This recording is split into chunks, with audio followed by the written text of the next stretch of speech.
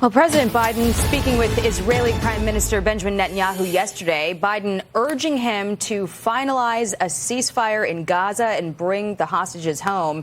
An Israeli delegation set to resume negotiations with Hamas today after weeks of deadlock. Let's bring in Michael Allen, former National Security Council Senior Director.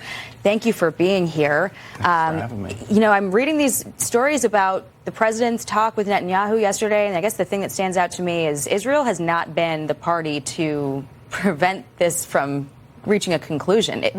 Hamas has been the obstacle. So what's the point of the president pushing Netanyahu right now? I think he's trying to show that he's still active and still plugged into his foreign policy. But you're right, Hamas has been the holdup for so long.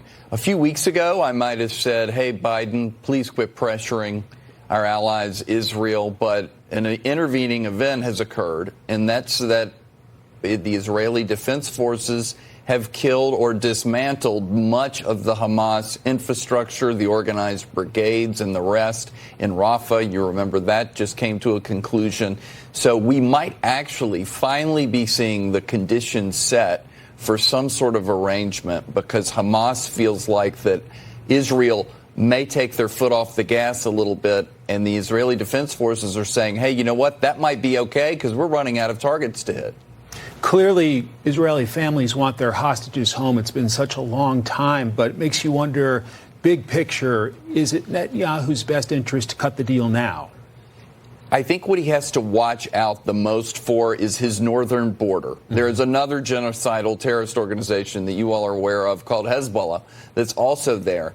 And Netanyahu has to think to himself, I need to be able to not allow another terrorist organization to invade Israel proper. So is there a way for him to allow the hostages to come home because Hamas in the south is willing to take a deal, but for Netanyahu to still be able to go northward and be able to take out Hezbollah?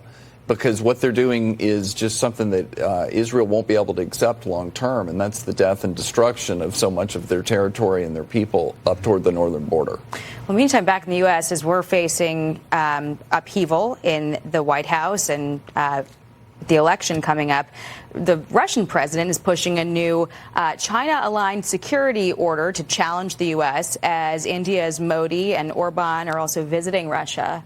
What do you make of the timing of all this? Well, it's definitely time to make sure that this is in the headlines as we approach next week's 75th anniversary of NATO, the best military alliance in the history of the world. It's going to be a big celebration here in Washington.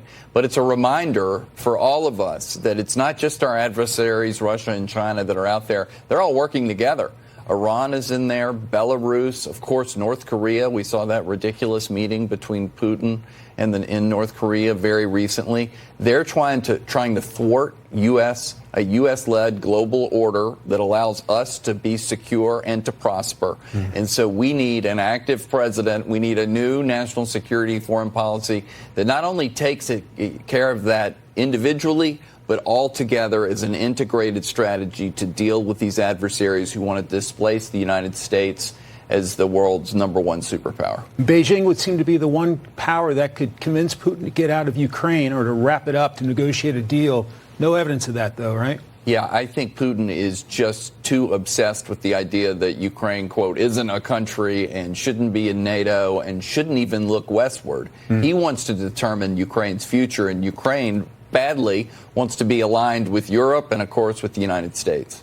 You can expect a lot of discussion about that next week at the NATO summit, and hopefully, the foreign leaders will be able to keep the focus on the agenda when it's happening in the president's backyard, and sort of the politics that we're running up against are an undercurrent.